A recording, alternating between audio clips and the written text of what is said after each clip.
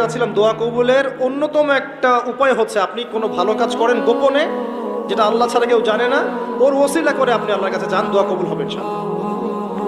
আরেকটা অপশন হচ্ছে আল্লাহ পাকের যে নাম এবং সিফতগুলো আছে এগুলোকে ওসিলা করে দোয়া করা। যেমন আল্লাহ তোমার রহমান নামের ওসিলায় আমি তোমার কাছে দয়া চাচ্ছি, তোমার আল গফুর নামের ওসিলায় আমি ক্ষমা চাচ্ছি, তোমার আর রাজ্জাক নামের ওসিলায় আমি রিজিক চাচ্ছি, ওয়াহাব নামের ওসিলায় আমি সন্তান চাচ্ছি ইত্যাদি। কথা কি বুঝতে পারছেন? যে নামের সাথে যে বিষয়টা যায় এটা ওসিলা করে আপনি দোয়া করলে ইনশাআল্লাহ তাআলা আপনি আপনার ফলাফল পাবেন। আর একটা সবচেয়ে বড় অস্ত্র শিখিয়ে দিচ্ছি, এটা আমি কাউকে শিখাইনি আজ পর্যন্ত, আজকেই প্রথম। এবং আমি আমার জীবনে দেখেছি